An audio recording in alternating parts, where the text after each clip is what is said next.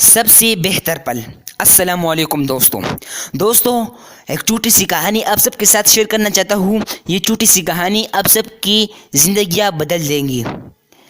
کہ ایک بادشاہ کا بہت بڑا باغ تھا جس کے کئی حصے تھے۔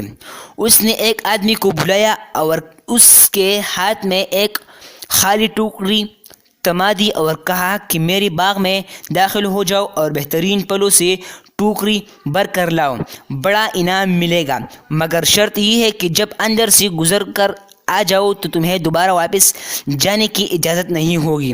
اس نے کہا چلو یہ تو کوئی بڑی بات نہیں۔ وہ ٹوکری لے کر چل پڑا، ایک طرف کے دروازے سے داخل ہوا، دیکھا کہ پھل ہے مگر پسند نہ آئے۔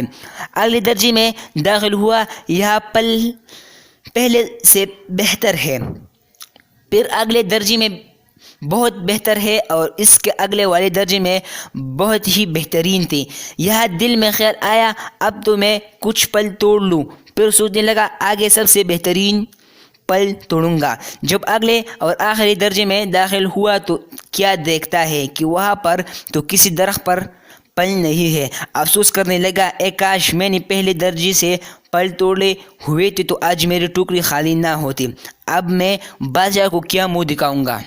دوستو یہ کہانی آپ سب کے ساتھ شیئر کرنے کا مقصد یہ ہے کہ بادشاہ کی مثال اللہ رب العزت ہے اور انسان جو باغ میں جا رہا ہے وہ تیری مثال ہے، اور ٹوکری سے مراد تیرا عمل نامہ ہے۔ زندگی کی مثال باغ کی مانند ہے اور اس کے مختلف حصے تیری زندگی کے ہر دن کے مانند ہے۔ اب تجھے ہر دن میں نیکیوں کے پھل توڑنے کا حکم دیا گیا، لیکن تو روز سوچتا ہے کہ میں کل سے نیک بن جاؤں گا، یعنی اگلے درجے سے پھل توڑوں گا۔